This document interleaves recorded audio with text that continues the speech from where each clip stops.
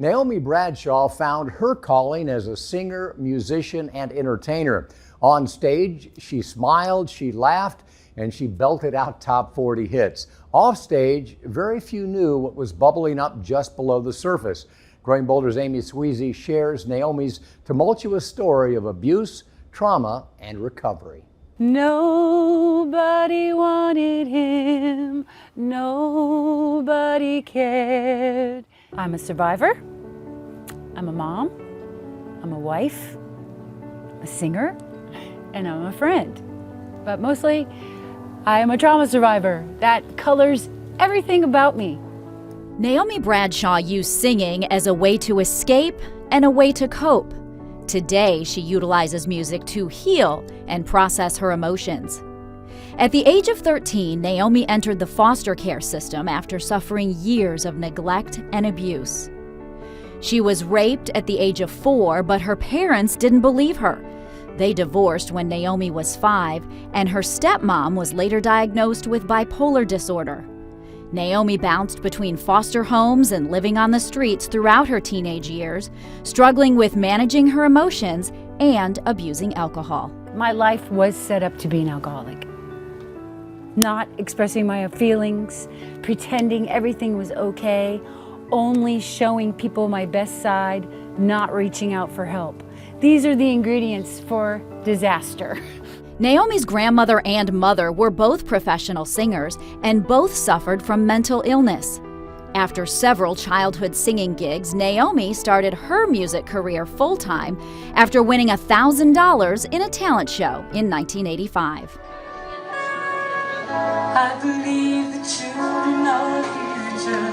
Teach them well, let them lead the way. Show them all the beauty they will. In 2017, Naome was diagnosed with complex post-traumatic stress disorder due to childhood trauma. That motivated her to begin healing the wounds of the past through therapy. It can be so scary. I mean, I get scared going to therapy even now. It is not easy to deal with those emotions, but I can tell you, since I'm on this side of, healing, it's so worth it. And the benefits are worth the pain that you might, it's actually uncomfortableness, it's not pain, because the growth can only happen in that uncomfortable place. Naome recognizes growth is a daily ritual. Recovery is constant. Just because her trauma now has a name doesn't mean she is instantly healed. It doesn't just magically turn into a perfect world just because I stopped drinking. I have a special place for me in the house. It's a room. I got candles, music, pillows. Then I go there and I recharge, cut myself off from all the stimuli that's getting me riled up. And that is really important. Naome knows she can recharge in her quiet place, but she can't get stuck there.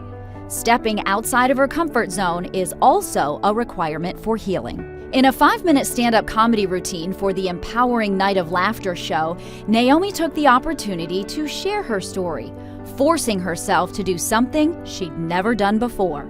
I have a singing family. My grandma was a singer. My mom was a singer. So that runs in the family. Also, dysfunction runs in the family. Yeah, and mental illness. Awesome, yeah. I think so often we get so impatient with ourselves, especially when it comes to healing. I want to be healed yesterday. But some things take time to take and hold on permanently. And you just have to give it patience. Be patient with yourself. That's another thing I've learned that helps keep me sober. When I talk to other people who have not received that treatment, I can see what a difference it makes, and that makes me want to talk about it more so that other people can get that message. This is the old me. This is the new me. And I thank you for laughing with me tonight. Okay? Because you're helping to normalize the conversation about mental health. Thank you.